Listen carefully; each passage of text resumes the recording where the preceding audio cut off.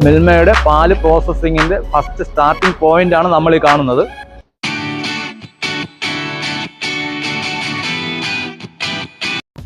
ഇന്ന് നമ്മൾ വന്നിട്ടുള്ളത് ഭക്ഷണമൊന്നുമല്ല, ഒരു വെറൈറ്റി വീഡിയോ ആയിട്ടാണ് വന്നേക്കണം. അതായത് നമ്മുടെ മിൽമ പാലറിയത്ത് ആരും ഉണ്ടാവില്ല. മിൽമ കമ്പനിയുടെ തിരുവനന്തപുരം ഡയറിയിലാട്ടോ നമ്മളുള്ളത്. അവിടെ തിരുവനന്തപുരം ഡയറിയിൽ 2 ദിവസത്തേക്ക് അവിടെ വിസിറ്റേഴ്സിന് അനുവദിച്ചിട്ടുണ്ടായിരുന്നു. നമുക്ക് മിൽമയുടെ മുഴുവൻ പ്രൊഡക്ഷൻ ഡീറ്റെയിൽസ് കാര്യങ്ങളെല്ലാം നമുക്ക് കയറി കാണുകയും അതിനെപ്പറ്റി പഠിക്കാനും ഉള്ള അവസരങ്ങൾ അവർ ഒരുക്കിയിട്ടുണ്ടായിരുന്നു. അപ്പോൾ അതിൻ്റെ കാഴ്ചകളായിട്ട് നമ്മൾ കാണുന്നത്. മിൽമയുടെ പാല് പ്രോസസ്സിങ്ങിന്റെ ഫസ്റ്റ് സ്റ്റാർട്ടിംഗ് പോയിന്റ് ആണ് നമ്മൾ ഈ കാണുന്നത്.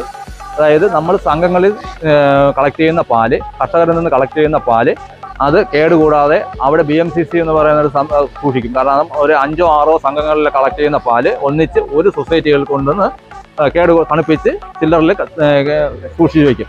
ആ പാല് അവിടെ നിന്ന് നമ്മൾ ടാങ്കർ കൊണ്ടുപോയി പമ്പ് ചെയ്യും. 10,000 വീതം കൊള്ളുന്ന ഓരോ ടാങ്കറുകളുണ്ട്. ഈ ടാങ്കറുകളിൽ നമ്മൾ പമ്പ് ചെയ്ത് തിരിച്ച് ഇവിടെ എത്തിക്കും. ആ തണുപ്പിച്ച പാലിനെ അതിനെ നമ്മൾ ഇവിടുത്തെ ഈ ഹോസ് കണക്ട് ചെയ്ത് ഇവിടെ നിന്ന് പമ്പ് ചെയ്യും. അകത്ത് കാണുന്ന സൈലോസ് ഉണ്ട്, വലിയ ബിഗ് സൈലോസ് ഉണ്ട്, 30,000 വീതം കൊള്ളുന്ന ബിഗ് സൈലോസ് ഉണ്ട്. അതിലോട്ട് ഇത് പമ്പ് ചെയ്യും. ഇതാണ് ഇവിടുത്തെ സ്റ്റാർട്ടിംഗ് പോയിന്റ്, നമ്മുടെ മിൽക്ക് പ്രോസസ്സിങ്ങിന്റെ ഫസ്റ്റ് സ്റ്റാർട്ടിംഗ് പോയിന്റ്.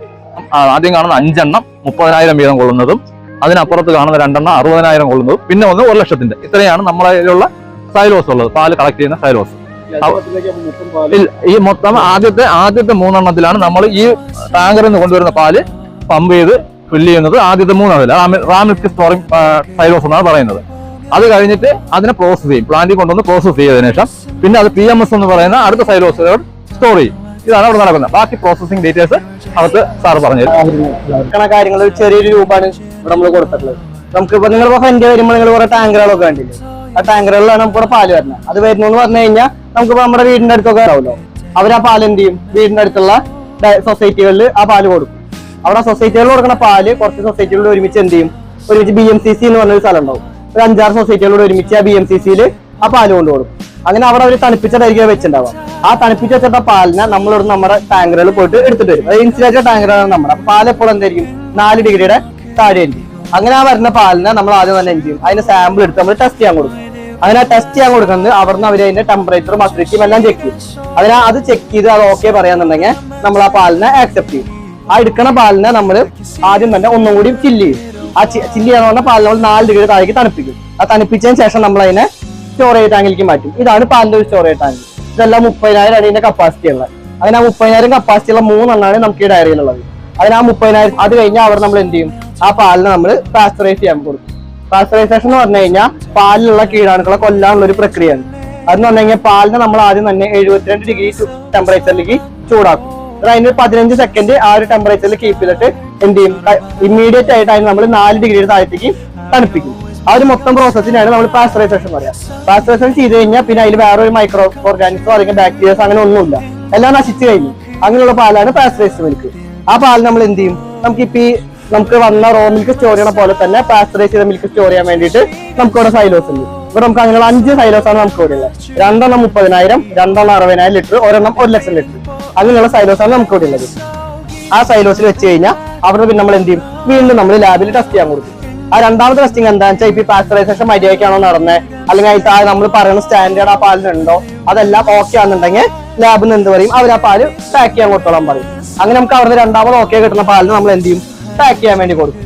അങ്ങനെ പാക്കിങ് കഴിഞ്ഞ് കഴിഞ്ഞാൽ നമ്മൾ അത് കഴിഞ്ഞാൽ ആ കോൾഡ് സ്റ്റോറിൽ വെക്കും. അവിടെ പിന്നെ നമ്മുടെ മാർക്കറ്റിൽ നിന്ന് നമുക്ക് ഓരോ റിക്വയർമെന്റ് വരുന്നതനുസരിച്ച് പാല് നമ്മൾ ബാച്ച് ഡെസ്പാച്ച് ചെയ്തുകൊണ്ടിരിക്കും. ഇവിടുത്തെ പ്രത്യേകത എന്താണെന്ന് വെച്ചാൽ ഈ ട്രിവാൻഡ്രം ഡയറി എന്ന് പറഞ്ഞ ഒരു ഫുള്ളി ഓട്ടോമാറ്റഡ് ആയിട്ടുള്ള പ്ലാന്റ് ആണ്. അപ്പൊ ഇവിടെ നിങ്ങളാ വരുമ്പോ ടാങ്കറിന് ഇറങ്ങണ തൊട്ട് ഇവിടെ പാക്കറ്റായി വീഴണ വരെ കംപ്ലീറ്റ് ആയിട്ട് നമുക്ക് ഒരു കുഞ്ഞ ഓട്ടോമാറ്റഡ് റൂം ഉണ്ട്, അവിടെ നിന്ന് കൺട്രോൾ ചെയ്യാൻ പറ്റും. ഇതെല്ലാം നമുക്ക് മാനുവൽ ആയിട്ട് ഒന്നും ചെയ്യേണ്ട ആവശ്യമില്ല. കംപ്ലീറ്റ്ലി ഓട്ടോമാറ്റഡ് ആയിട്ടുള്ള പ്ലാന്റ് ആണ് ട്രിവാൻഡ്രം ഡയറി.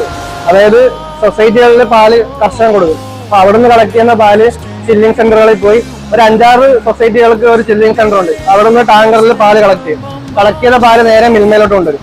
മിൽമയെ കൊണ്ടുവന്ന് നമ്മൾ ഒന്ന് തണുപ്പിച്ച് ചില്ല് ചെയ്ത് ടാങ്കുകളിലോട്ട് സ്റ്റോർ ചെയ്യും. 3 ടാങ്കുകളുണ്ട്. അങ്ങോട്ട് സ്റ്റോർ ചെയ്ത് പാല് നേരെ പ്രോസസിംഗ് സെക്ഷനിലോട്ട് വരും. ഈ കാണുന്നത് പ്രോസസിംഗ് യൂണിറ്റ് ആണ്, ഈ കാണുന്ന ഫുൾ യൂണിറ്റ്. അപ്പം പ്രോസസിംഗ് സെക്ഷനിൽ വന്നതിന് ആദ്യം നടക്കുന്നത് പാസ്ചറൈസേഷൻ എന്ന് പറഞ്ഞ പ്രോസസ്സാണ്. പാസ്ചറൈസേഷൻ എന്ന് വെച്ച് കഴിഞ്ഞാൽ ഒരു 72 ഡിഗ്രിയിൽ ചൂടാക്കി 15 സെക്കൻഡ് പാല് ഹോൾഡ് ചെയ്തതിനു ശേഷം 4 ഡിഗ്രി താഴെ തണുപ്പിക്കും. ഈ ഒരു ഫുൾ ഇതിനാണ് പാസ്ചറൈസേഷൻ എന്ന് പറയുന്നത്. അപ്പൊ പാസ്ചറൈസേഷൻ കഴിഞ്ഞ പാല് നേരെ നമ്മൾ പാക്കേജിങ്ങിന് വിടുന്നു. പാസ്ചറൈസേഷൻ ചെയ്യുന്ന എന്തിനാന്ന് വെച്ചാൽ ഒരു പാല് കംപ്ലീറ്റ്ലി മൈക്രോ ഓർഗാനിസം ഫ്രീ എന്ന് പറയും പാസ്ചറൈസേഷൻ ചെയ്യേണ്ടി വരും. അപ്പൊ അതിന്റെ എഫക്റ്റീവ്നെസ്സിന് വേണ്ടിയിട്ടാണ് പാസ്ചറൈസേഷൻ ചെയ്യുന്നത്. പിന്നെ ചെയ്യുന്നത് ഇവിടെ സ്റ്റാൻഡർഡൈസേഷൻ ആണ്. അതായത് ഫാറ്റ് SNF ഒക്കെ അഡ്ജസ്റ്റ് ചെയ്ത് FSSAയുടെ സ്റ്റാൻഡേർഡ്സ് മീറ്റ് ചെയ്യുന്ന രീതിയിൽ നമ്മൾ പ്രോസസ്സിംഗ് ചെയ്യും. അതിനാണ് സ്റ്റാൻഡർഡൈസേഷൻ എന്ന് പറയുന്നത്.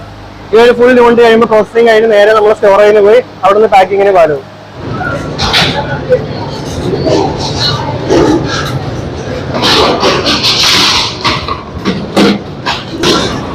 ഓട്ടോമാറ്റിക്കായിട്ട് ഇവിടെ ഈ മെഷീനിലായിട്ട് ഓട്ടോമാറ്റിക്കായിട്ട് പാക്കിങ് നടക്കുന്നുണ്ട്. ഈ പാക്കിങ് നടക്കുന്നത് ഇവിടെ 2 പേര് നിന്നിട്ട് അത് പാക്ക് ചെയ്യുന്നുണ്ട്. പാക്കിംഗ് മെഷീനിലേക്ക് പറഞ്ഞ് ഇത്ര റോളുകൾ വെച്ചിട്ടാണ് അത് ചെയ്യണത്. എത്ര റോളുകൾ ഇവര് ഈ ഒരു റോളിലേക്ക് ഇട്ട് കഴിയുമ്പോൾ ആ മെഷീന്റെ സഹായത്തോടെ ഓട്ടോമാറ്റിക്കായിട്ട് അത് സ്ക്രോൾ ആവുകയും അപ്പുറത്തുനിന്ന് ഇതിങ്ങനെ ഓരോ പൗച്ച് പോലെ പൊങ്ങി മുകളിൽ ചെന്ന് അപ്പുറത്ത് ഒരു കവറായിട്ട് ഇറങ്ങി വരിക, അതിനകത്ത് പാല് ഫില്ല് ചെയ്യുന്ന പ്രോസസ്സാണ് ഇവിടെ നടക്കുന്നത്. അവിടുന്ന് വരുന്ന പാലുകള് ഇവർ ഇവിടെയാണ് കൊണ്ടുവന്ന് സ്റ്റോർ ചെയ്യണത്. അപ്പോൾ ഇതിങ്ങനെ ഇത്രയും പാക്കറ്റുകളിലാക്കി ഇങ്ങനെ ഒരു ഫിക്സ്ഡ് ടെമ്പറേച്ചറിനകത്ത് ഇത് ഫുൾ ചില്ലിംഗ് ആണ്.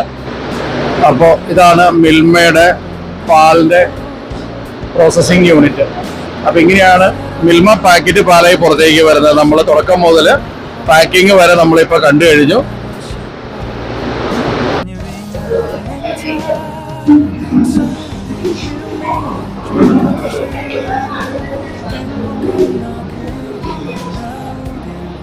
അപ്പോൾ ഇവിടെ മിൽമ സ്വന്തമായിട്ട് പ്രൊഡക്റ്റ് ചെയ്യുന്ന പ്രൊഡക്റ്റുകളുടെ ഒരു ഡിസ്പ്ലേ ഇവിടെ തന്നെ നമുക്ക് കയറുന്നിടത്ത് അവരൊരു സെറ്റ് ചെയ്ത് വെച്ചിട്ടുണ്ട്. ഇവിടെ മിൽമ ഗീയുടെ പാക്കിംഗ് ആട്ടോ ഇവിടെ നടക്കുന്നത്.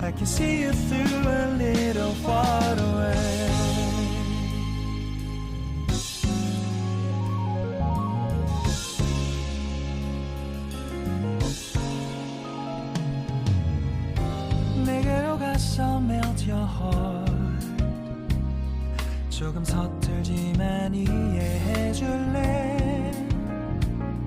동화 속에서만 보던 just like shining star 서로 바라보는 이곳 I'll be always by your side. Sunny day you make my dream come true. 행복한 너 그리고 나 우릴 비추고 with you by my side. 멈춘 시간 속 서로가 마주하는 이곳 I've been waiting for a love like this. So 기분 좋은 바람 불어와 행복한 너 അപ്പോൾ ഈ video മറ്റുള്ളവർക്ക് share ചെയ്ത് കൊടുക്കുക. അത് ഒരുപാട് ആളുകൾക്ക് ഉപകാരപ്പെടും, പഠിക്കുന്ന കുട്ടികൾക്കൊക്കെ. അപ്പോൾ നമ്മുടെ വീഡിയോ ഇഷ്ടപ്പെട്ടെങ്കിൽ വീഡിയോ ലൈക്ക് ചെയ്ത് ഷെയർ ചെയ്ത് സബ്സ്ക്രൈബ് ചെയ്യണം. പുതിയ നല്ലൊരു വീഡിയോ ആയിട്ട് കാണാം. അതുവരേക്കും താങ്ക്സ് ഫോർ വാച്ചിങ്. ഐവ ഫുഡീസ്.